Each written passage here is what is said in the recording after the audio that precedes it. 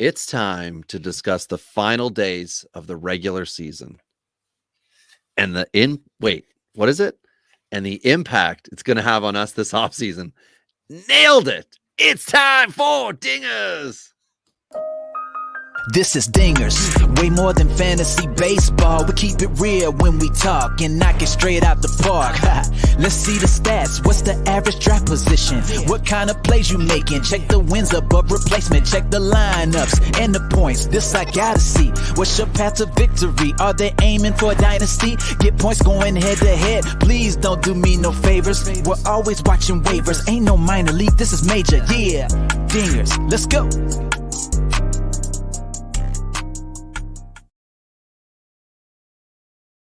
Welcome to Dingers, the only fantasy baseball podcast for smart people. It's not just Drew Rasmussen that wins you championships. That's why week in and week out, we're delivering tips and strategies to help you live that straight up OG lifestyle.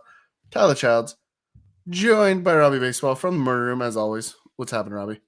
Oh, nothing. Just stumbling through openings yet again. Live openings, clutch. You know what? All the times that we've done this, like that's really probably your worst effort. So that's one of. Yeah. Anyway, I mean, just unlucky number 214. That's all. Yeah. The problem is that it was such a short opening that I just couldn't do it. I needed a long sentence. But anyway, that aside, Ty, I'm good. I am, absolutely looking forward to the final couple weeks. Regular season where I'm still alive for playoffs. But as we're going to talk about tonight, the fantasy implications for certain players that are looming large. And we know there's going to be a ton of talk this offseason. It's already started about the changes Major League Baseball is going to have for next year. And I think this is going to be the off season. It's going to be the off season of the get ready for stolen bases year. I think that's all the talk is going to be about, the potential for guys who could steal more bases next year because of all the the different things that are going to happen, number of times you can throw to first, all that crap. I think that's going to be the hype machine. So before we get to that point, we're kind of staking our claim into what we're looking at, who types of players, and given names, of course, for dynasty purposes, of who we want to start looking at for targets. And I got to be honest, I feel like I went one way with the hitting and I completely flipped script for the pitching. So I haven't looked at your guys yet. I didn't want to. I wanted it to be fun and exciting. But I did try to throw a few names that I knew you'd talked about. So hello, is it me you're looking for? Absolutely, the post-hype heroes. Yeah, so. you know they're gonna live there. Well, let's find out. But first, before we dive in, do we have anything else to say? Find us at Twitter at Dingers Pod. Find you, Ty, at Tourney Boss. Find myself at Robbie Baseball 1. Always appreciate the questions that we get, and you DM us, we DM you back. That's how we like to roll, helping people win. So, but you got anything, Ty? No, I mean, I think we're gonna get into a fun episode today. But before we do, let's hit the fun stuff. A long time ago, someone decided to put stuff in glass bottles. In some of these bottles, they put juice or milk, and that was stupid. Today, only alcohol and a few other products remain in the containers from the gods. It's time for beers and bourbon, because good advice only comes in a bottle.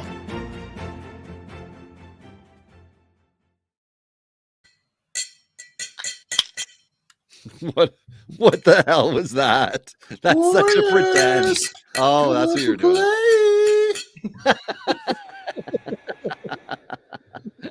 Warriors. I just noticed on the back of mine. So I'm doing Crown Float again because that's that's what you do. Shocking. Yeah, it's really become like this. I actually had Crown Floats last night too. Just I don't know. I'm an alcoholic, and I thought, but this one's weird. So shiny apple cider. It's a caramel flavor. My wife bought this for me. 7%, vegan and gluten-free. Of course it is. It's cider, but the world we live in, right? That you got to promote. I'm surprised this isn't artisanal, but anyway, on the back of it, Ty, You know what? Well, I know why it's not organic, because then you have to use organic Shiny. apples, and that's expensive.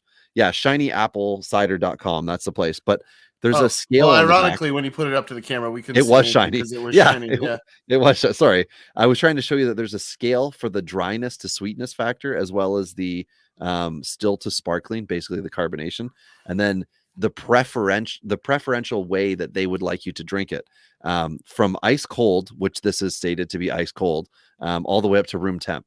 And ice cold is typically what you want to have either ice wine at, or an absolutely disgusting beverage like a Busch Light or something like that, because you need the coldness. Coors Light, right? That's the one who does the frozen. If I didn't know any better and you didn't live in the middle of nowhere, I'd call you a city snob after that discussion of your cider drink. Well, yeah, but see, that's the thing. It just makes me laugh that it's like, this is such a pompous looking cider. I bet it's going to be delicious though. And of course, I'm backing it up with the Guinness. Like And, it's fair to say that you're the biggest snob in your town, though. sure, yeah, the 40 of us that live where I live. But there you go. You got the color, boom, locked and loaded. I'm ready to I go. love it. What are you drinking? I'm just really rolling on the train of getting rid of this non-corked bottle of bourbon, Old Forester. So I'm gonna be like in Oh, geez, that's the sweet. float zone until that's gone. Okay. But I do have some good backups ready to go, including a new bottle that I've never tried before. That will be probably next in the queue here. But speaking of next in the queue, we're talking 2023 targets, guys that I think are going to be good, and then guys that Rob's picking off of the recycling bin early in the morning, waking up the neighborhood searching for 10 cents. I don't know if that's an American thing, actually. That might just be a Canadian thing. rough. For Update those on my American cider listeners- tie. Yeah, but Not sorry, not not good. good. Update on the tie. I have to do it. It's not good with the Guinness. It's Well, it's caramel. but it's not actual, right? It's like liquid caramel. It's not actually. Anyway, this might suck, much like you're saying my roster does. I'm not saying it does. I'm trying to give people a good vision of how you win. You do player valuation like 2 years early, and you find these guys that are just like, yeah, but they're just not good, but they're on the way to get more at bats. And through those at bats, they get better at baseball. And I've played with you long enough to know that it's fun to make fun of you now because I can. And then later I just am quiet about it because they've become relevant guys. So yeah, certain rosters of mine end up like apexing with, if I can hold on to some of these guys long enough. Like, but I described to you in a league in which I have yet to lose. My team was 20-0 going into the playoffs. I told you who my outfielders and infielders were. The only notable player that is like an active MLBer, like an everyday guy, is Alex Bregman, who I acquired at the trade deadline. But like this week, in a playoff week, I'm starting as catcher, Austin Nola. I've got Keston Hiura as my first baseman. Ramon Urias with Baltimore as a second baseman. Hassan Kim is my shortstop. My outfield is Jurickson Profar. Who else I say? Alex Call, who's someone we're going to talk about tonight. And some other bag of dinks that is my other guy. It's so rough, and it's like, oh, how are you unbeaten? Well, let me just tell you who my pitchers are, right? Because I've been holding most of my pitchers since 2018, so that's how I got to where I am. Ohtani factor included on that roster, but that's kind of what I'm doing tonight, right? And we're talking about the rest of season. What is it that we're hoping they can show us, if we honestly think that there is something they need to show us? Otherwise, it's just some players to note how it looks like they're going to finish this year. And maybe, as we go through, we'll kind of go player to player here on who we're thinking, what we're thinking maybe dynasty owners will be in the mind frame of as the offseason hits off. So I don't know. Do you think the best way to do this would be maybe you just tell us who your lineup is, Ty, and we go through your lineup and then we go through mine? Or what do you think in here? Yeah, I still think by position, and maybe we group our infield and outfield together and then have a little bit of a discussion about it. So like, yeah, multi-eligible guys, right? So yeah, we'll get catchers going first here. I mean, it's the easy one to knock off the list. I mean, for me, a guy that I've had my eye on for a couple of years, I've mentioned before, but has kind of fallen back, right? As a guy that was ready to go in 2020, had a really nice cup of coffee in the weird 2020 season, then was gone for all of last year, pretty much, and has had minimal at bats at pro level this year. But 21 home runs in the minors this season at AAA, 868 OPS at a catcher position. The major league splits that he has are interesting, Rob. They're skewed towards the righty versus righty side, but yet his versus left-handed reliever stats are high. So it's a really interesting kind of set of splits for him. To me, it says he's going to eventually catch up on the lefties and make those adjustments at the pro level. But it's Sam Huff, a guy that was really well thought of a year and a half ago and has really fallen off radars. Right, Texas has gotten better. Right, he was looked at as a guy that was going to be the centerpiece there. Right, Nate Lowe is a guy that we'll talk about a little bit later.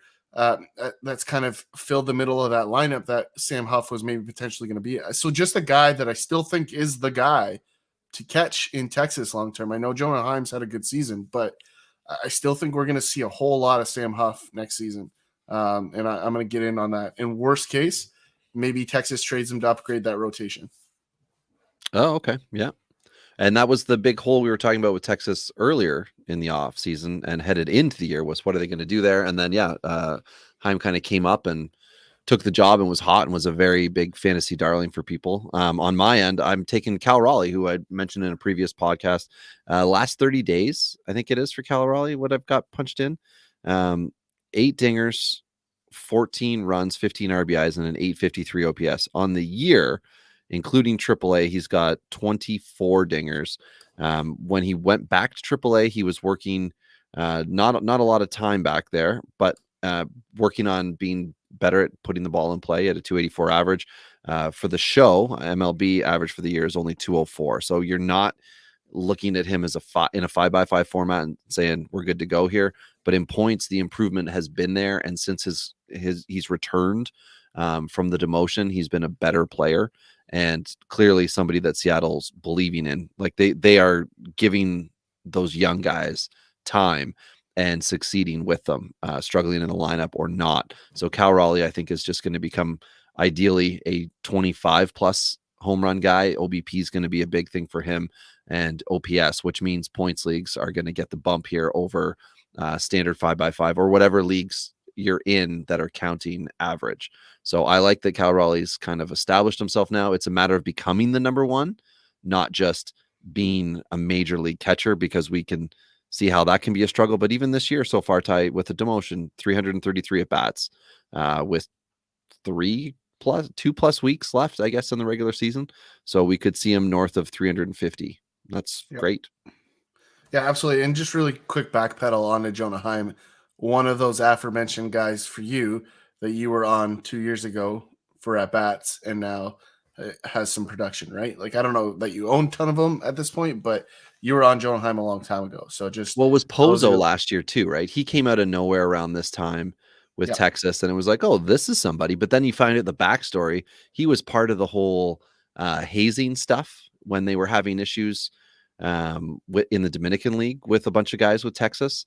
And then like the organization, basically put him on waivers to get him off the 40-man, like DFA'd him, and nobody claimed him. Pozo, this is.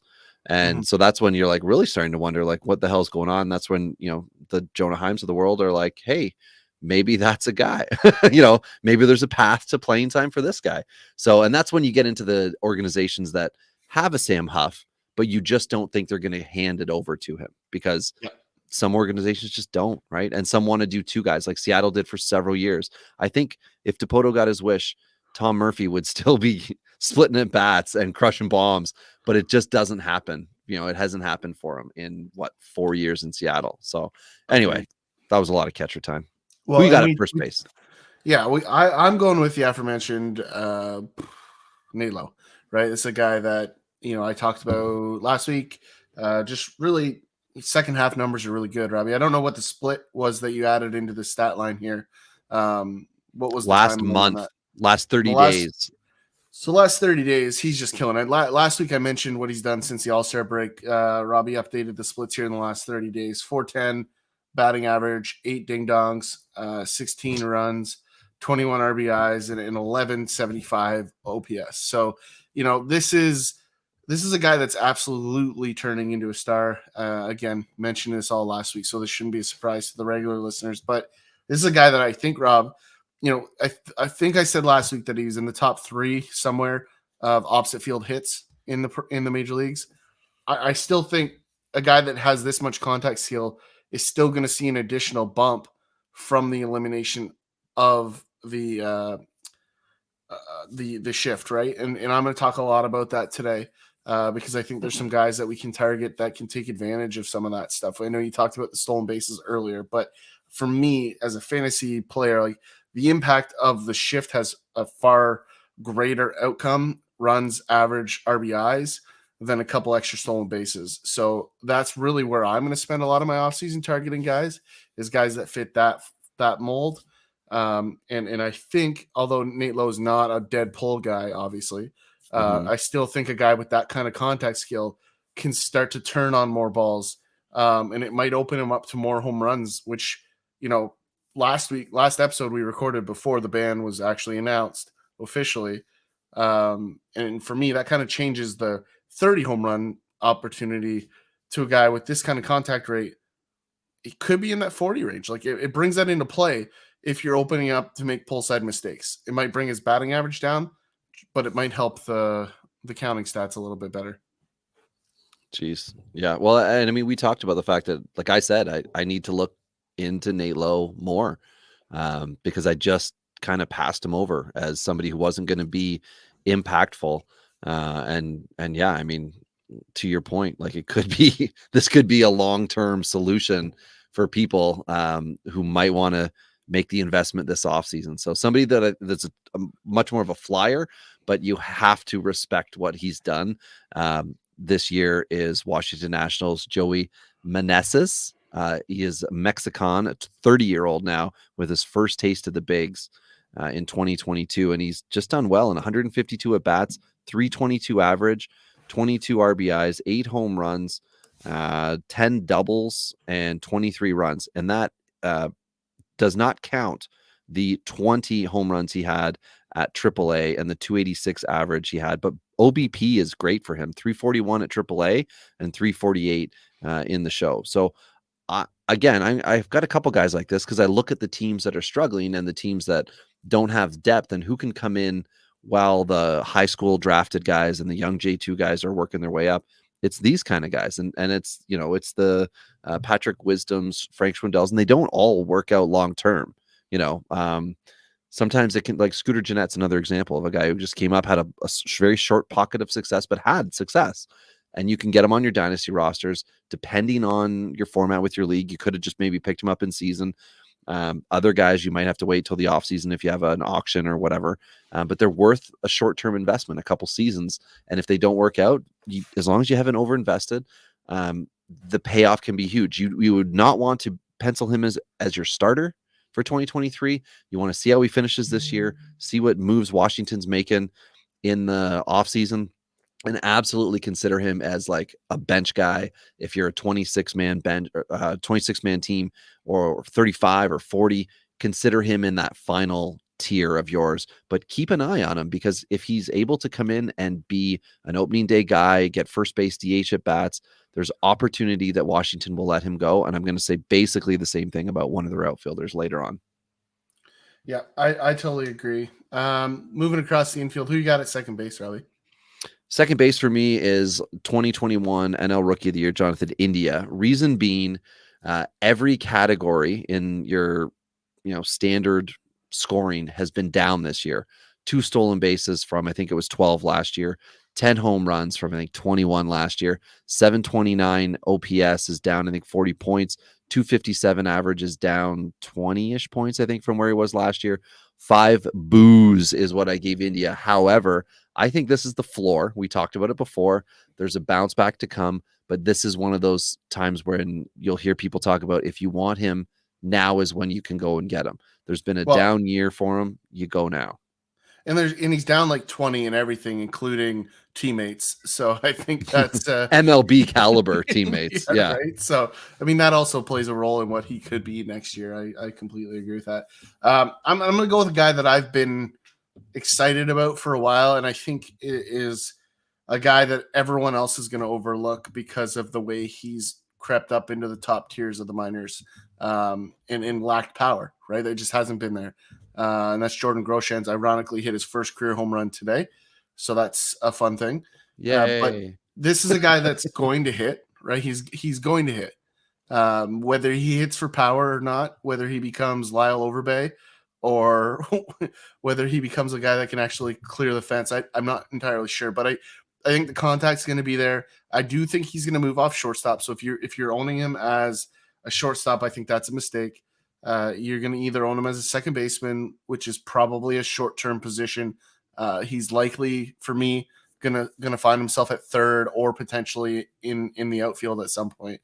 I just don't see him sticking at shortstop. Go ahead, Robbie. This is a question for you, Ty. Lyle Overbay, because you said it, had a 14-year career. How many 20-plus home run seasons did he have? 2. Correct. With one, and he had 119 home run season. When you said it, I'm like, but didn't he have 20 with Toronto?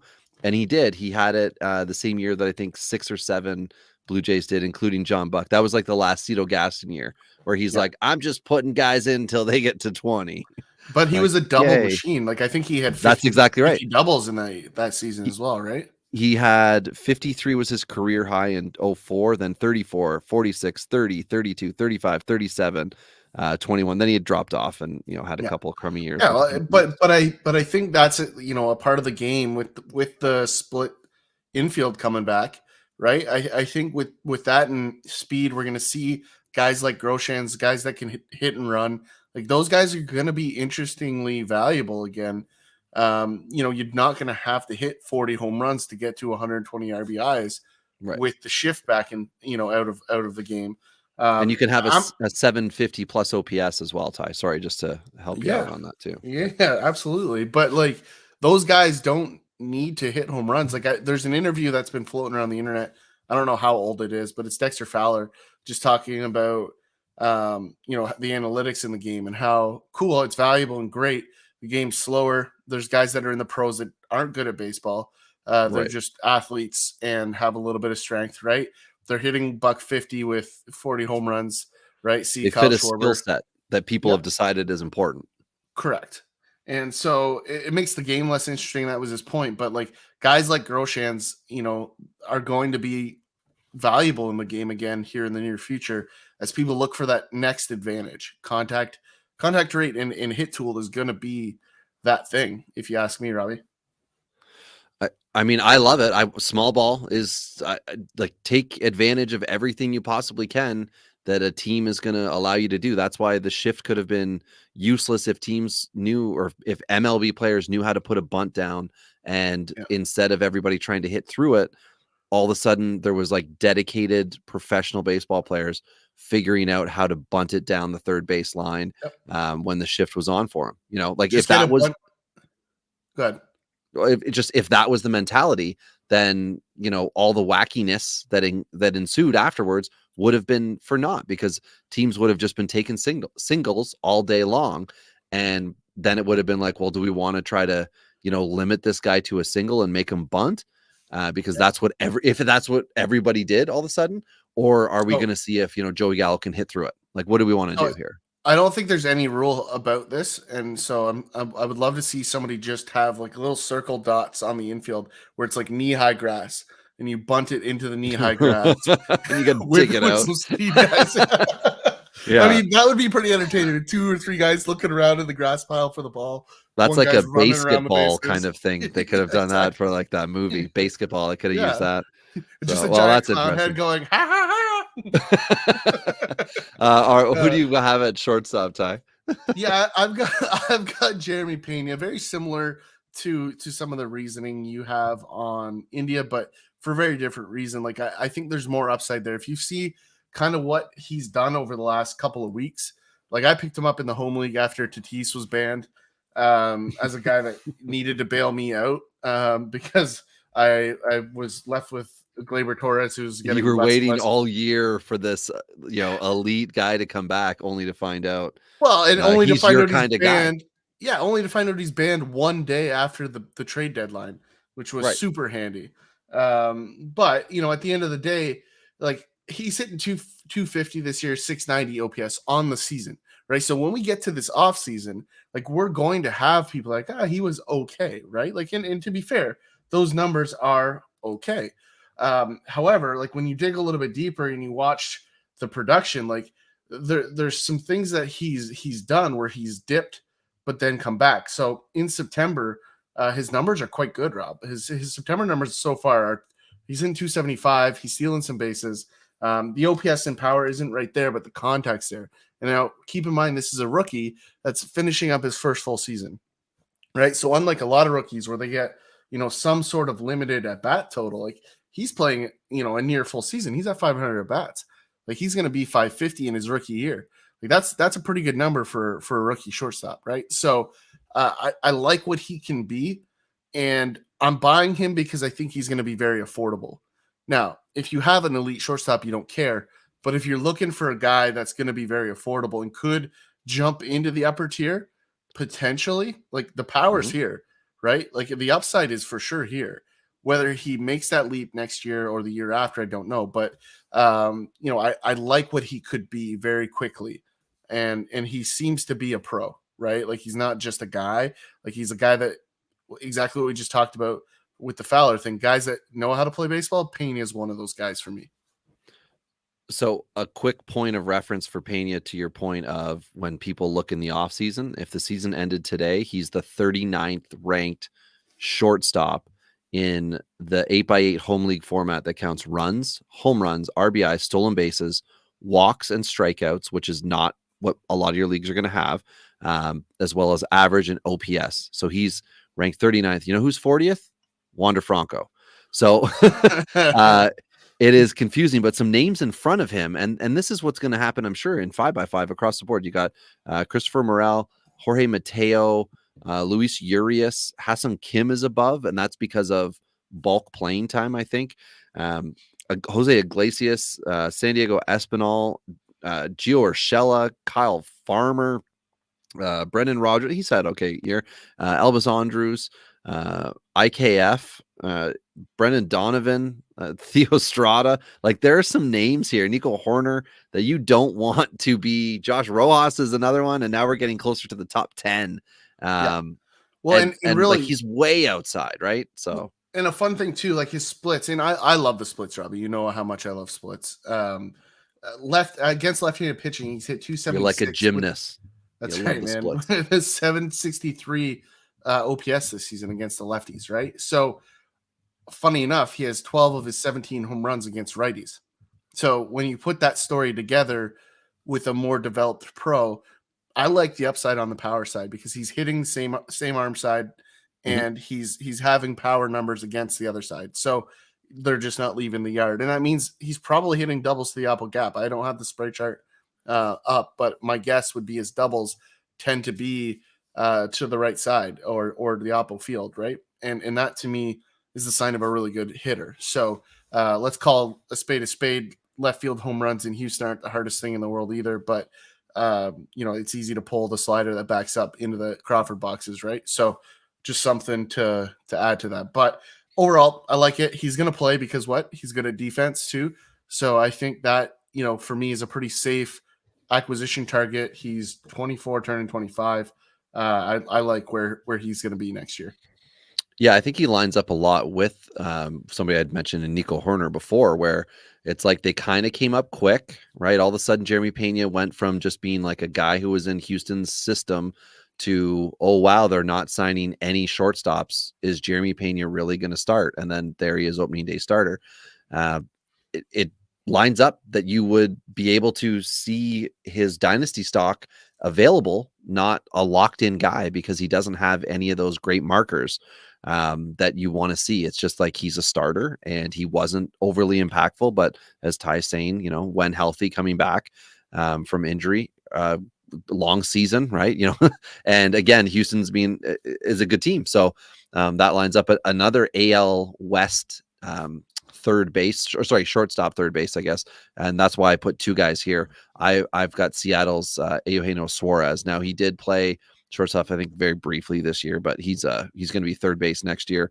And he does have another year left in Seattle. He's going to end up probably he's at 31 dingers right now, got a couple weeks left. I could easily see him hitting the 35 marker, which will be the second time in his career he's hit that number.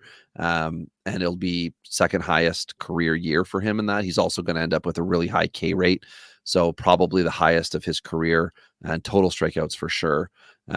It's a matter of your league format, whether he will be a really good sleeper this offseason, because he's only going to be seen as a power guy, but he jumped at this moment in time about 50 points over last year's average, looming in and around the 240 mark. Last year, he was, I think, finished at 189. And then the other guy is Ha-Seong Kim, again, another guy coming back who we didn't know what he was going to do, carved out a role with San Diego, waiting on Tatis to come back.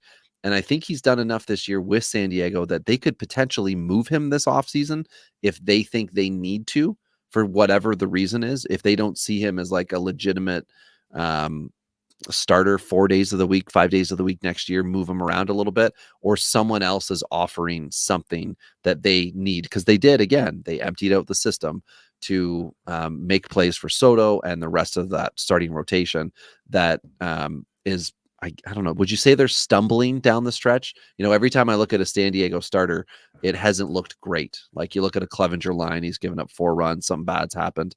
But maybe they might need to move Kim in the offseason. But I want to watch how he finishes this year and see exactly what we can bank on, because I think he's progressing, right? We saw that, Ty, you said it before, he was going to have a terrible rookie year, and he did. We've seen that turnaround in points leagues. He's jumped up from like a 2.15 kind of points per game guy. Now he's comfortably in the 2.5, 2.6. Your league dependent, your scoring league dependent, of course, for that. But that all of a sudden makes him a relevant guy. It doesn't make him an impact guy. He's got to have big days. Maybe if he had another team, he's still got 3 years left after this year on this 5-year contract.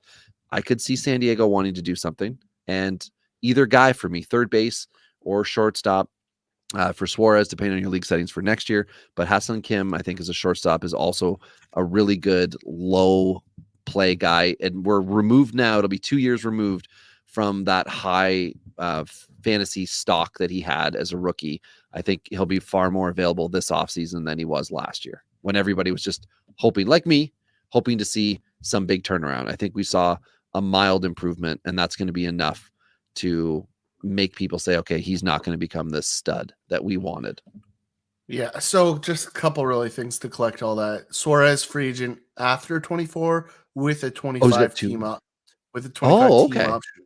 So he could be there for a couple more years. I think that's part of why when people look at that trade, in the haul that went back to Cincinnati, it went for the money, right? I mean, at the end of the day, Seattle's eating some coin, which they can do. I like Suarez as a guy. Like, I've owned him in a lot of leagues. The power production is hard to find. And at third base, where there's really a top tier, and if you miss on it, he's a great second option. Ha-Seong Kim, I'm not touching with the 10-foot pole. You won't be able to, Ty. I'm going to have him everywhere. I'm going to have him everywhere. Good. Yeah, good. Good. Because it's a guy that can't hit the ball in the upper half of the zone still. So until that is fixed, I don't want to own him. Like, not in this era of baseball. It's just not. It's not good. The splitter era is coming back. So there's a trajectory here for him that still could be valuable. It's not next year. It might be the year after. But there is starting to see more sinker splitters again, right? Like, that is being reintroduced into the game, where it was kind of fastball slider for the last 5 or 6 years here. So those guys are those guys, but I like both as targets. I just don't like Ha-Seong Kim for me. Third base is one that I'm going to touch on, a guy that you should know that should be unavailable. But I do think he's the best prospect no one's watching, and that's Josh Young. In Texas, this guy is an absolute stud, and if he didn't get hurt at the beginning of the year, he would have spent most of the season on the Rangers roster. But as a guy that has prodigious power, he's going to hit home runs. I'm not sure where the batting average is going to fall. He's done okay across the minors. I'd love to see him 275. I think that's kind of the ceiling at the pro level. But like it's going to come with 30 to 40 home runs. Like it's that kind of power bat.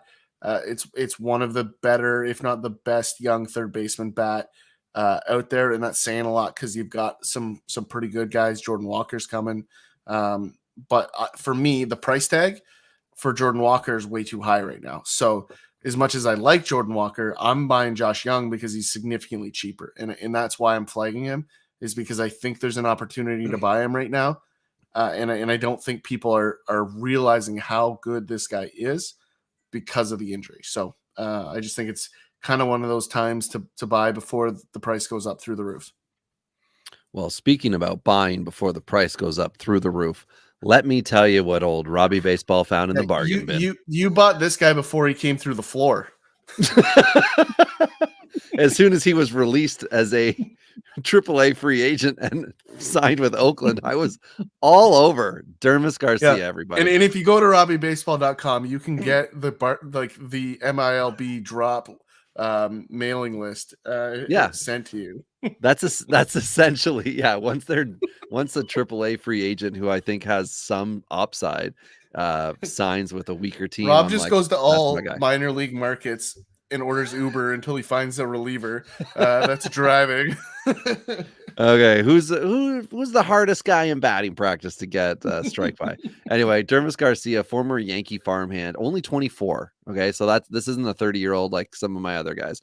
Garcia is a legit prospect still.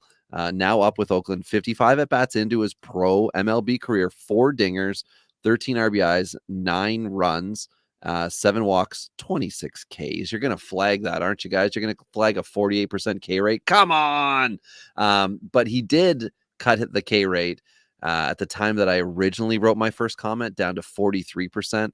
From 43% to 37. It's back now to 39%. So, you get the idea here. This is like a 3 true outcome type dude, but he's not walking enough. The power dip from last year to this year is what's going to get some people that might have had him to say, oh, never mind, it's not going to come together. Last year, he had 31 home runs in 385 at bats between AA. I think, it was just AA. Had not played at AAA. Then he moved up. So the 210 average that he had in 21, he goes to AAA this year, 254 average between MLB and AAA. I'll take that. Like, that's not something that we normally see. We usually see a hit to the average, and they can still like provide power. Now he's still hitting for power, but he's not a 200 average guy. This is somebody that could be good. And here's my thing. All right. He was a first baseman, third baseman guy. If he is not the opening day third baseman for Oakland next year, if he's moving around doing different things, I think like Vlad, maybe he's not as good at the position at third base. He could move over to become a first base DH type guy, get to concentrate a little bit more, work on cutting that K rate. If he can cut it down into the mid 30s, like 37 or better, all of a sudden we're going to start to see a guy who can put up a ton of runs, RBIs, and get those home runs that we want. With the 250 plus average, I would be all over. That is found money right now in Dynasty. And he's not going to get 130 plus at bats to become like a veteran. So depending on your league settings for next year, if you have rookie drafts or prospect drafts, he will still be considered a rookie or a prospect, but he won't be available if you have first-year player drafts. So Dermis Garcia with Oakland first base, third base option. I mean, I'm taking a bit of a shot here, but you got to take these in addition to drafting well and signing Wiley vets. So I like it. Yeah, totally agree. Next on the list, we're moving to the outfield. So I'm going to cover all 3 of my guys. There's a bit of a story that I'm going to tell Robbie, and I'm going to move us around on the screen. What's the story? Morning Glory. Well, and I want to see if I can actually share a screen here. Oh, okay. So for everybody who's listening to this, if you're at all interested that Ty put thought into this, because he did tell me about graphics, I think they're called, that he's got, you go to the YouTube page, which is it Dingers or is it Dingers Podcast? Do you know, Ty? That's a great question that I don't know. So either go to Dingers, and if that doesn't come up, go to Dingers Podcast. and we'll be right around minute 40. And you can just check out the latest one. And Ty's pulling up Savant, and he's going to talk to me about spray charts. So get ready, everybody. So what I've got on the screen here is all of the ground notes. Me. Yeah, the ground notes for my 3 outfielders. The first guy I'm going to cover is Michael Conforto. This is a guy that everyone knows, right? But again, he's missed all of the year and is a guy that people have faded on over the last year and a half, right? A guy that has really fallen out of favor in a lot of camps. He spent the whole offseason. And Robbie, I want you really to draw your attention to the infield here. And you can just see what we're going to see as a pattern across the guys I have in the outfield. Left-handed bat is a guy that is going to hit the ball up the middle. He's going to hit the ball to the right side gap. He is going to expose teams next year when they're not allowed to put 3 guys around the middle and the right side of the infield, right? That is where a lot of his ground balls are found. So there's going to be an obvious bounce back here just on this spray chart, right? Like if he did this exact profile, he's going to be 20 points better in his batting average. That's just the way that's going to go because of that spray chart. It's a very heavy mix on the infield. So I like Conforto. The power upsides there. He's going to get out of New York. I love him on a 1-year deal somewhere like Cincinnati, the White Sox maybe. There's a couple other teams that come to mind, but like I love him in a small ballpark. Like Toronto is absolutely still an option. They desperately I don't think it is an option, but they desperately need a left-handed bat in the outfield. I just think Conforto is not going to go to Toronto. I believe he is in the anti-vaxxer conversation. Possible. We don't know. If I'm wrong, he's not been moved onto the restricted list, so we won't know until then. I was going to say you got to have a team. Brooks Raley, by the way, Ty, and I apologize for the interruption, totally screwing me by 4 games in Toronto this week, being on the restricted list in September. Holy crap, the Tampa Bay Rays need you to play. And man, this sucks, you know? Darn, I needed him. So that's the first of 3. I'm going to skip over my middle one for dramatic effect because it's a bigger name. Dun, dun, dun. But Kevin Biggio is a guy that you've heard me go on and on about, but he falls into the same category. Similar to Conforto's. Yeah, I mean, but even more to the pull side, right? And if you watch the games live, like the balls that Biggio hits really, really hard are right at the infield. Like they're not bouncers, they're line drives, right? He absolutely rips them at the right side. He hit one last night at your boy Choi. It was gonna go foul, but it was ripped down the line. How is he my boy? Because it rhymed with Choi. Okay. So I'm just basically fair. Robert All Frost. right, that's fair. Yeah, if it rhymes, yeah, it's good. So basically, this is a guy that just, again, very similar to Conforto. You know, there's a little bit of power here. The on-base skills are there. Like he's hitting around 220 over the last couple months. Like if we can take that 220 to 250 with the walk numbers that we see out of Biggio, here's a guy that can really come on. So I'll leave him there because I've talked about him enough this season. I still think there's a hitter here. I watch a lot more Blue Jay games than you do. I'm telling you, this guy can hit. So that one I'll leave there. The last one here, Robbie, is not really a sleeper by any means, but a guy. If you go back to 2019, Rob, and when I told you there was going to be a downturn for this guy, it was just 3 years later than I expected, and that's Juan Soto. Right, this is a guy that has been known for spraying the ball, but like look at these outs, Robbie. Like this is a really interesting spray chart. All of the outfield seems to be shifted towards left and left center. All of the infield ground balls are directly across the right side of the infield and up the middle. There's a really strange number of balls between home and the pitcher's mound. Like it's a really odd, like it doesn't even make sense kind of spray. So it's like it's in the dirt and then bounces. Like I don't know what those are. But, yeah, like little drip, like swinging bunts. But there's a lot of them. So it's very interesting. But this is a guy that clearly is hit down on the ball, Rob. And like if you remember that conversation, I talked about that after his big breakout was like there is a crazy amount of ground balls to the right side. And I think this is the first time it's really skewed because he's in a different lineup and maybe he's being pitched differently, right? There's 100 potential reasons why this is happening, but this was the thing I've always been scared of with Juan Soto. So the reason I'm adding him to this list is I think for the very first time since 2019, there's some hesitation, and there might be a hesitation in the Soto owner. So like it's just one of those opportunities when we talk about targets for next year. Like this is probably the last time in Soto's career that you're going to have a chance to acquire him at any amount of a discount. It's not really a discount because it's Juan Soto, but it's going to be a discount on the premium that you would have paid 6 months ago. So that's really what I'm flagging here, Robbie. But the spray speaks volumes, right? There's a very heavy concentration of balls on the infield here. And when that shift band comes in, I really like Juan Soto to challenge like the 350 number on the batting average. Like I really think that is going to be something he's capable of on the backside of these changes. Okay. I'm all for that.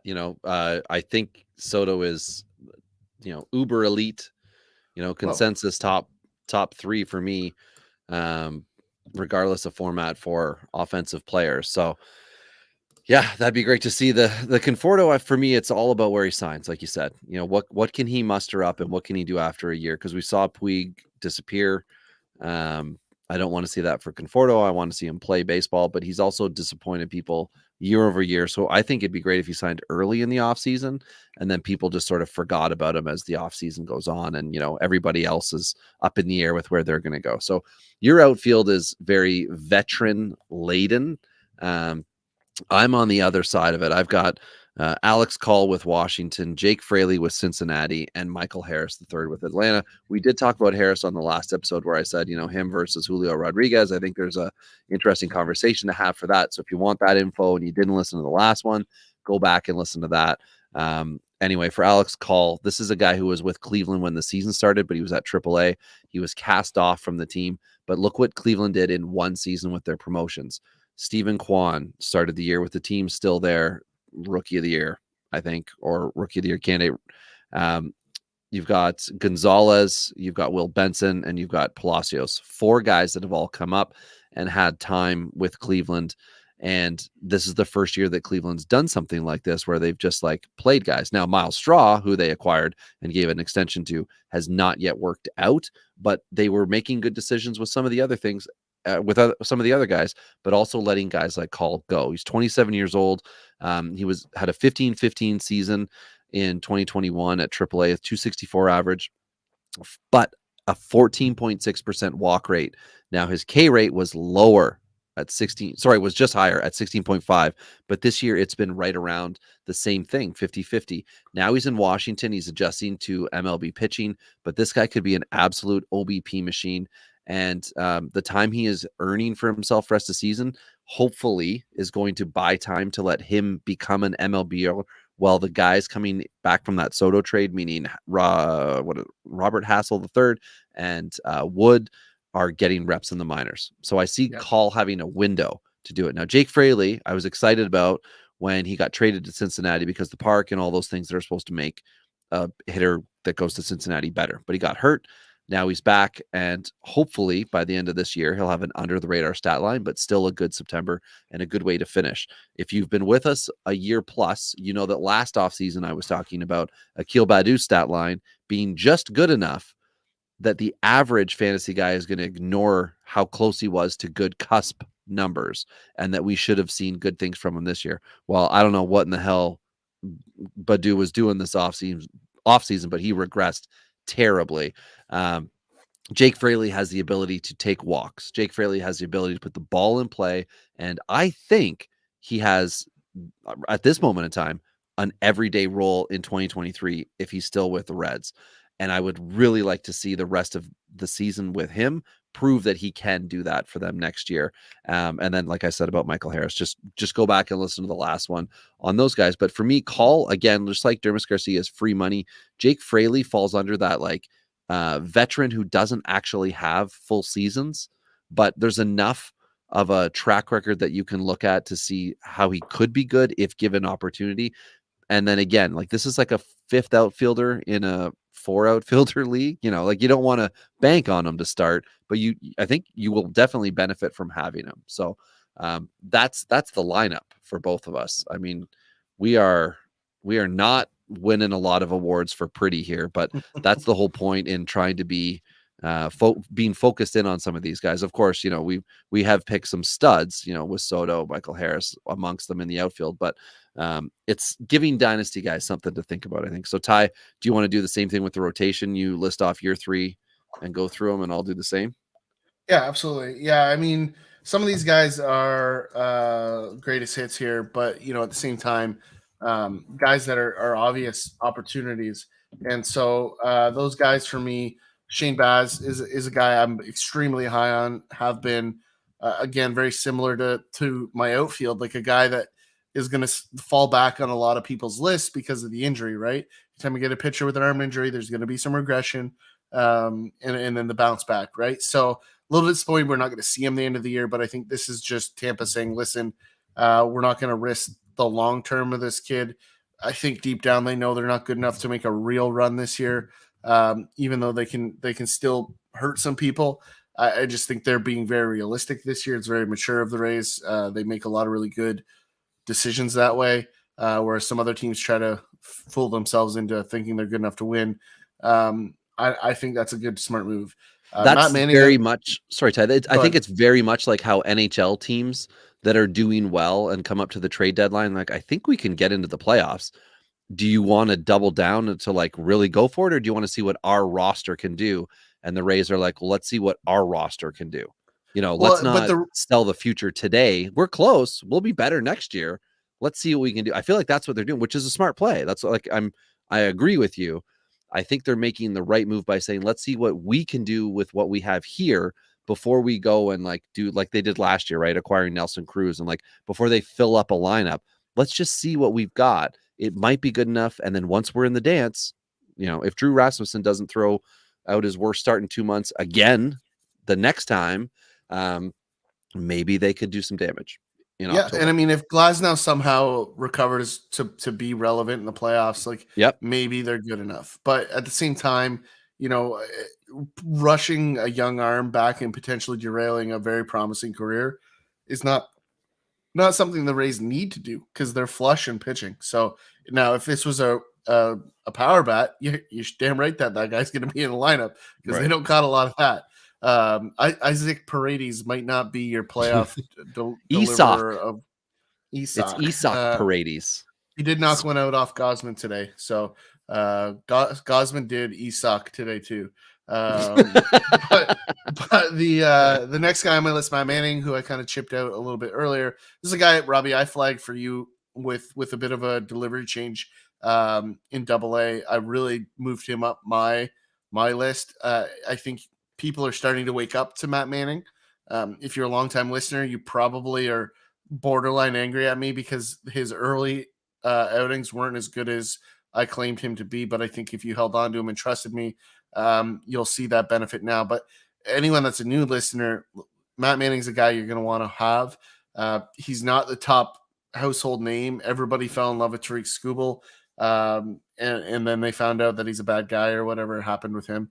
Well, everyone was quick to immediately cast aside Mize for Manning, almost as if like the 1-1 in the draft, like, you know, just that wasn't a good pick for Detroit. You know, he's just going to be SP5. Like, everyone wanted to sack him and go for Manning. And then exactly what you just said, Skubal had a huge year at Double-A, and they're like, wait a second. Skubal's the guy. Okay, you know, it's Tariq Skubal. And you know who it really is, Ty? It's Drew Joey Wentz. Drew Hutchinson. Joey Wentz is actually having a nice finish to the year, by the way, on a completely different note. I'm surprised he's not on your list. But well, I almost put a different Tiger, but he's no longer starting, and I think it's more related to innings. But somebody that I went through a list of guys that we were talking about in May at AAA who are doing really well. And I want to do that once we hit the offseason, just so that the listeners get an idea of like guys we're talking about in April and May, what they end up doing by the end of the year. Because I hit a list, and I forget if there were 12 or 13 names on them. 11 of them have all done positive things in the show. Yeah. So it was kind of interesting. Definitely. And the last guy for me, we're going to stick with Detroit. It is the 1-1 Casey Mize. This is a guy that I'm targeting because he 100% has upside, and he is absolutely a member of. Hello, it's me. The arm talent's clearly here. And as I said before, the splitter world is coming back into the pros. Casey Mize is going to be one of those guys, has a great splitter. The fastball control is always going to be the thing that sets him up. And a lot of splitter guys struggle with the control early on. No surprise here. Buy low on Casey Mize. Like, he's going to be very, very affordable. He's been a disappointment up until now. And for a potential SP1, SP2 kind of guy, he's going to be about as cheap as you're going to find with that kind of upside. So will he ever achieve that? Maybe, but like, he's a guy with a high floor. So I like him to be a cheap buy regardless, but he's probably cheaper than Matt Manning. He's probably cheaper than Scoople. And he's probably cheaper. Well, I shouldn't say that. I was going to say he's probably cheaper than anybody on Rob's list, but that's probably true.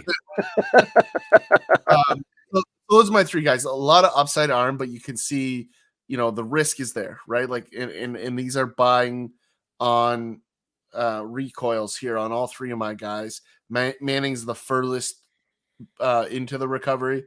The other two still have a little bit of ways to go, but I'm buying on all those guys because I think the upside is elite for all three of them.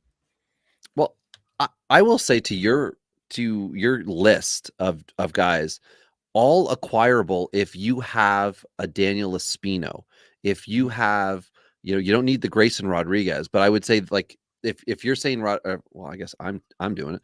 I'm saying Rodriguez is like next man up, the next ace type guy. Well, Daniel Espino is the MLB.com's not hyped, whatever, but highly ranked prospect. You get one of those highly ranked guys. If you want to flip them for someone who's going to start every fifth day next year, that can happen if one of those guys is somebody that Ty just said off his list. I think you can do that, and maybe you can whittle your way down on that overall prospect depth chart. But I think that's like a 1-for-1 potential deal. And I mean, we talk about it a lot. You cannot win in Dynasty if you have the best prospects. You have to have an MLB lineup, an active, healthy, deep MLB lineup of guys. And if you have to give up a legit kind of written in prospect to get one of those three guys, I think that's a worthwhile move. Now, Manning to me is going to be Dynasty owner to owner value will drastically, spike, because some guys are going to be like, I've been waiting for him. I've been waiting for this, and he sat on my bench or sat in my minors or whatever all year. So if you want him, you got to pay for him. But I think, Mize will be somebody who, if you've got the right type of package, you could probably get him without feeling like you just sold out. I don't even think you need Espino. Like, if I'm honest, like, I don't think his cost is going to be that high. Like, I think you can go with a tier down. Espino's just not pitched enough. That's why I'm putting his name up.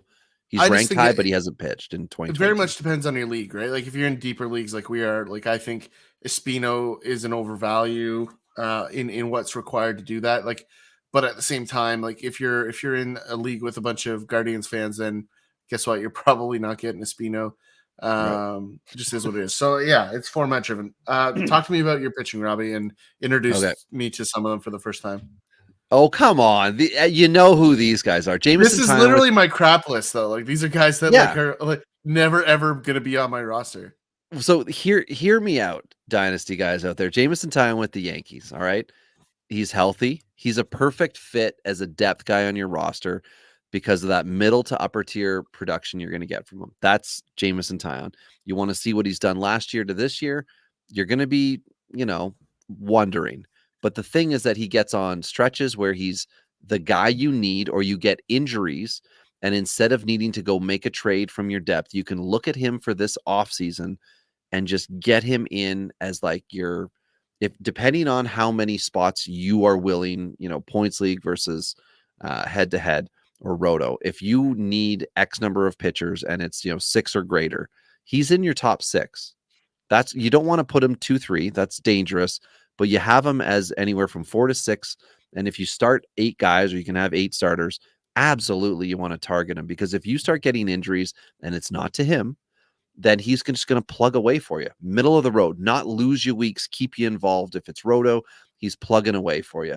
And then you can pick and choose your times of the year when you're starting him, if he gets hot, if something's going on. And the same story could have been said of Sonny Gray, but no longer. I would say you just pick up Sonny Gray, because come next year, he's going to be old, forgotten. At the moment, small market team with the Twins, 117 innings pitched this year, 116 Ks. Last year, I think it was 135 innings. He had 159 Ks. I don't remember that exactly. When I was doing the research on this, I was looking at it. It was really nice. 291 ERA and 9 quality starts this year. Now he's missed time, right? 117 innings is not quality, but an 8-4 record is, again, it's that 4th to 6th guy on your team, on your dynasty squad that is going to win. Now, if you're a rebuilding team, it doesn't mean you don't get Sonny Gray. You go get him, you go get Taillon, and they're starters for you. And what happens is, as the year goes on, some of the teams that are in the upper echelon of your league, when Taillon and Gray are doing well, are going to start to talk to you. Hey, blah, blah, blah, looking for that guy, because they're now going to look for that 4th to 6th guy, which will be Taillon. Sonny Gray could, maybe be a third, SP3 for you, depending on what he's doing. And you can get value back for them, or you can just hold them for your own roster. And the last guy, and this is like crap shoot city here, and not crap, Ty, crap shoot. Okay, it's a sentence. Ryan Feltner with Colorado, 75 innings pitched this year, 2-8 record, 68 Ks, and a 6.12 ERA with 3 quality starts. I don't want you guys saying, "Whoa, Rob, hey, thanks for the great pickup on Feltner." We could have seen that he's terrible before. I would like to remind everyone of Lucas Giolito's 2017, I think. Super similar. Learning how to be an MLB pitcher. The problem Feltner's got, and the reason why he's going to be easy to acquire, he's in Colorado. He had a very good 51 innings at AAA for K per 9, 51 innings pitched, 60 Ks. Colorado's 2018 4th round pick. He also missed, I think, a full year recovering. I can't remember. It wasn't thoracic outlet. I don't know if he was Tommy John or some other injury, but because of that, he's kind of like fallen off the radar, and he's outside. He wasn't a top 100 pick in the draft. So Feltner is a guy who will not be a rookie come next year. He had, I think, 6.1 innings last year with like a 10-something ERA. He just looks like he's a miss. But that's Colorado pitchers. Everybody gets excited in the offseason. I'm looking at Feltner as possibly like John Gray when he was a Rocky type thing. You can put it together. You can get the quality starts. You can get more time. Colorado's going to give you that rope next year. So see what Feltner does rest of season. See how his last 30 days look when the season's over, and then make a judgment call. But he, again, on your roster, if we're talking about potential of 8 starters, he would be one of those 6 to 8 guys. And that's where you're looking to put him in. And then you find out, does he pitch well in Colorado?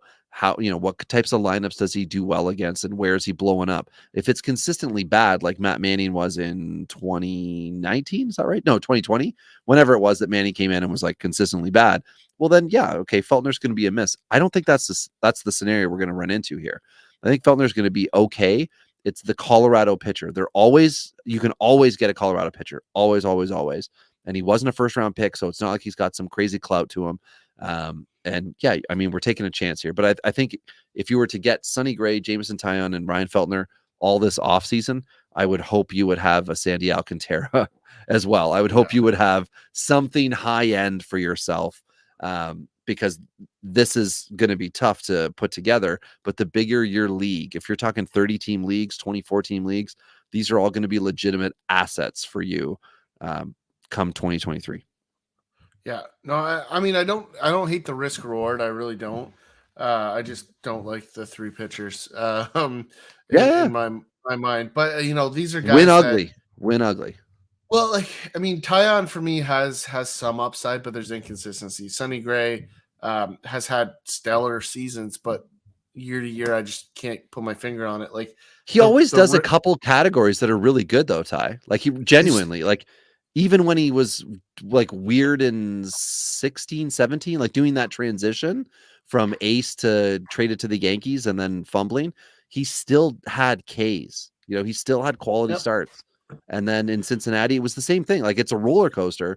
So I guess I would make him a better points league pitcher if we're just saying like what's the best format. Sonny Gray is going to be a points league guy. But I mean, when he dials it in and that ERA is sub-3, holy Hannah. Yeah, no, and it's definitely something I don't necessarily have an issue with the risk. It's just one of those things that I'm not touching myself. So relievers. I hope you're not touching yourself. We're recording a podcast. Bazinga! Man, I wish hands up. Guys feels the need to put his hands up. That's more telling than anything. If I knew how to work sound effects quickly. Oh man. Hello. That didn't work. I don't know if that's the one you were going for. That did not work. Just got weird up in here. Yeah. But bullpen is definitely where I have some guys that I've been on for a while. Yeah. I'll start your with my horn. boy. Yep. No, Pete Fairbanks is a guy that obviously has upside. He's been filthy. Added a little bit to the repertoire this year since he's come back from injury. He's been really, really, really good since he's been activated. The Rays have been using him really odd, like just sparingly, not in like the full year of back end guy. I think they're just kind of managing his innings, knowing there's a playoff run where he's going to be really vital to closing out some games. But Pete Fairbanks is he's a mean, nasty closer. And he's my kind of closer. Like he's a big bully and I love the energy. So I'll send that out there. For that one. The second one I have is a guy that has really started to blossom in Andres Munoz, a guy I flagged as a big part of the Austin Nola trade. Yeah, baby. That's what it is. It's the Austin Nola trade. I mean, it was the Seattle taking assets from San Diego trade, but at the time it was Austin Nola's now an MLB player, and this is great. And I mean, I wish Austin Nola could just be healthy so we could actually see what he truly is. I mean, I think he recently celebrated his first or second kid. He was on the paternity list a week or two ago. So not that he listens, went but back congrats. to San Diego in that trade? I don't even remember. Relief. It was a relief pitcher of some sort. But Seattle got 4 dudes, I think. Yeah, like highway robbery. Because Like, Ty France Ty was, France, I believe, yeah. in that. Munoz. Oh man, it was a different deal with Houston. Who is that catcher guy? The other catcher guy that's like plays other positions too. That is Austin Nola. No, on Seattle. Left, like I think he's a switch hitter. Shoot. Oh, He plays second base a little bit too. Anyway, point is that Seattle won that trade. I think it's fair to say that. I think that goes without saying. There's an obvious guy that went to San Diego that we're not thinking about. I'll look it up in a second. I wanted to tack onto your point. Then the last month, Pete Fairbanks, just to show you how quickly I can look up stats when I haven't got them in front of me. You're already on to the next guy. 16 Ks and 11 innings pitched over the last 30 days. 8 save holds. I believe 6 of those are saves. Yeah. In the save hold category. I was trying to find the most inclusive thing. I will look up the Austin Nola blockbuster now. Yeah, and while you do, Munoz just over the last 30 days has pitched 10 innings, so not overwhelmingly large number. But the whip, Robbie, what do you think his whip is in that window? 30 days, just a guess. Nola? No, Munoz. I don't know. 1. Wasn't walks his issue? 0.67. Oh wow. So yeah, Ooh, he's baby, turning that's a corner, and when you throw the gas that he does, and now all of a sudden you can locate it, like the guy's filthy. So like he is the closer in Seattle long term. This is a guy that they acquired to be the closer. So just if you haven't seen him or heard of him, then you don't listen to us enough. But if you think you can get him in any format, go buy him all the time. He is an absolute buy everywhere across the board. And I know, Robbie, you agree. So I just think it's important. I do. I think that the fun of Seattle is that you have Paul Sewald there now, who's getting saves. But I don't think he's the long-term answer. I think it's Munoz. And I think Jerry Dipoto. But Sewald's a great setup guy. Like he's setup guy. I am not taking anything away from him. I'm saying if you are a dynasty mind and you know Jerry Dipoto as intimately as I do, I said that wrong. Munoz is the guy, and Dipoto takes the guys that he's going to go with long term and gives them the run. So he'll tell the manager, we want him in, leverage. You sort out what the leverage is, right? So it's not yet closing. But Paul Sewald could easily become the 8th inning or the high leverage guy who comes out first, and Munoz becomes the guy who gets the trumpet song playing when he runs out to go how and murder a much lineup. more than $3,000 would you pay for Jerry Dipoto's digits? To have his phone number? Yeah. I might trade my old Fargo truck to get that. Like, he'd have to reply, though. I can't just get the number. He'd have to talk to me. Yeah, you are basically doing one of those, like, we have a text phone chain. Yeah, no, it's like one of those the games that are the fundraisers where you call in and you bid, silent auction. You get Jerry okay. So Dipoto's I'm like, number. I bid my 1954 Fargo truck with Sir, we only accept 318 credit. Yeah, we're only looking for money. Yeah. No. My truck's worth, I don't know, 6,500, 7,500 to the right buyer. I don't know. Who do you think we are? The Push Oakland button A's? transmission. It doesn't run right now. I'm looking for some brake drums. Is that the truck though that Brad Pitt drove and then turned around in Moneyball? No, that geez, what was that one? That Is was a like Bronco? I think it's a Bronco. No. Bronco's not a truck, you fool. Oh, it was an actual truck? Bronco's an SUV, but what he drove around in was like, it looked almost like a Toyota truck or so. I'd have to watch it again. You know what? I'll watch it again. I've got the Mariners send Austin Nola to Padres in 7-player trade from August 31st, 2020. I can't believe these names coming back. This does not sound right. So Austin Nola goes to San Diego with a ton of control left, 4 years left at this point in time. Okay. 4+ years of Austin Nola, and the relief pitcher that went from Seattle was Dan Altavilla. They got Taylor Trammell, who I'd totally forgotten about the fact he was in that trade, Ty France, Andres Munoz, and the catcher position player that Ty was talking about, Luis Torres. Holy smokes. What a useful trade for Seattle. Highway robbery.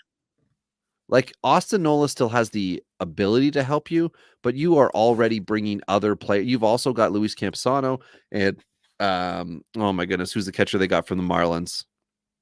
Who they've been throwing all around. He's had spatters of decentness for big league guys, but not for anybody. I own him in my rebuild team, and I can't think of him right now. Yeah. So, well, that goes to show how impactful he has been. But anyway, that is a big deal. So, both of your guys, Ty, are guys that you were looking at before the season started. You were hoping they would both be the closers. It looks like Fairbanks is now, and it looks like Munoz is poised to do it in the future. The trick is to have people in the leagues you are playing in not think the same way that we are discussing right now.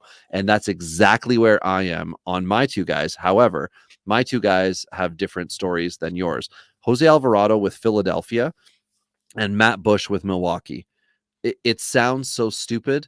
Both guys have 18 save holds on the year. Both guys in the last 30 days have got 7 apiece. Yeah. So with Alvarado, it's been saves. With Bush, it's been a little bit of both. I think he's 2 saves and 5 save holds. But the thing here is that the value for dynasty owners has long passed for Alvarado. Everyone is done with him. So you need to be kind of save hold league specific, or points. I guess points league would be fine too. But you've got to see what Philly does in the offseason, right? I think David Robertson just got his 20th save the other night for Philly. That's their guy, right? But Alvarado is the guy who they need to go in when there's a runner on second, and they don't want that guy to move. That's when they send in Alvarado to go and get a strikeout. And Sir Anthony Dominguez is really the back guy for the future, right? Like he is the back guy in Philly. Alvarado has back end stuff. He just can only control it like 4% of the time. So, and him being a lefty becomes like a disadvantage for whatever reason to him. Well, it's because there's more righties. So the instead of the sinker, but instead of being able to throw to the like he can't control it because it flies away arm side. And so if it's not starting middle, which because it has so much tail, it's actually a huge disadvantage. If the splits were heavy on the left-handed side as opposed to the right-handed side, he'd be a very effective guy. Like his left-handed numbers, I don't even need to look at the splits, but I bet you they're dynamite against lefties. I would agree. So those are two guys that I'm looking at to see kind of what their offseason path is going to be. That's a big thing for me too. Matt Bush, I believe, is going to be a free agent. I don't see why Texas would have dealt him otherwise. But it does certainly look like Devin Williams is going to, locking it down for Milwaukee. But it's very much like Brad Boxberger. If you're in a save hold league, my goodness, Brad Boxberger is useful to you. So Matt Bush can be the same thing. And if he goes back with Milwaukee or finds a new home for 2023, the same kind of high leverage save hold position could be there. I mean, I started this year off in a couple of money leagues, not drafting legit closers and waiting it out. Clay Holmes being one of them. And, now I've got several, Seawald's another one. Now I've got several guys with 20 plus saves, and a position that I thought was going to be a weakness and that may have been dropping me back in April is now putting me not necessarily ahead, but moving me forward, especially in some of the roto leagues where I thought it was going to be a struggle. I'm making up ground, and it's looking at guys now, seeing how they're finishing, like I did with Clay Holmes, Brooks Raley, and then find out what they do in the offseason. You can then impress upon your league next year, your alternate strategy. Let me ask you this. Do you have a reliever that is your Clay Holmes for next year at this point? Like I have started to breakout guy? Well, I've started to put some names together, Ty, and I don't have anyone yet that is like fit that mold, because last year I had the advantage of just doing it in like a, January, February, looking at all the numbers and checking everything out and then diving in. But so what I've done this year is I've started to keep track of guys for the last 60 days, which is basically pre-trade deadline. And by the time the season's over, I'm going to be looking at from the trade deadline forward to see who it is that can stand out. And I mean, Fairbanks was absolutely on the list. The problem is that Fairbanks was a known commodity in Dynasty beforehand. So yeah, like I will find those guys. But that has led me previously to, when we get the Rule 5 draft coming in back, when we get the Rule 5 draft coming back to us this offseason, we're going to find new guys, because Tyler Wells was on that list for me last year too, right? It was Wells, Raley, and Holmes were my big three. And Tyler Wells with Baltimore has ended up as a starting pitcher. He's now back healthy and pitching. Holmes has been collecting saves with the Yankees, exceeded expectations. Yes, he had a rough strip, then went on the IL, and now he's back and doing the same thing he was beforehand. And then Brooks Raley, who, look at the numbers. Holy crap. What a value Brooks Raley has been. Again, you need to have the element of holds in your leagues. If you're just playing straight 5x5, he is not hurting you. He's got a few saves, but it's been far in between. He got the first save for Tampa this year, and then he picks up the odd one. But again, he wasn't in Toronto for 4 games earlier this week. So he'll be playing this weekend. For sure, he'll be pitching this weekend. I'm going to throw an early one into the hat as a guy that fits the Clay Holmes mold. 2.95 ERA in the second half this year, 0.98, 21 innings, 19 strikeouts. So I think the strikeout numbers could increase just a little bit. Let me guess the player. Oh, damn it. Okay. You wouldn't have got that. Jason Foley of the Tigers. That was off your list. Yeah, it was. Yeah. I just wanted to see if I could guess it, but that's okay. Who would you have guessed just for fun?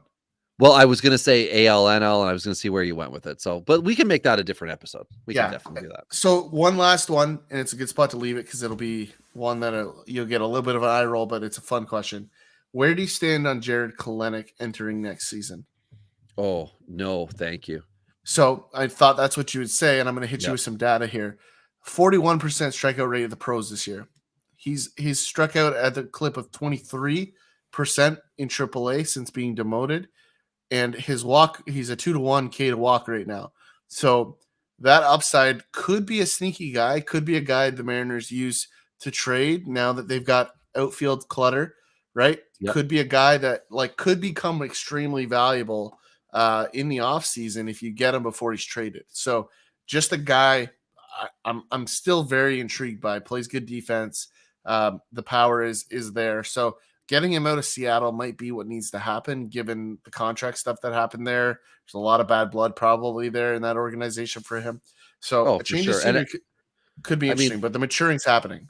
Do you think, Ty, that Jared Kelnick has a leg to stand on with the comments that he made prior to, was it the 2021 season?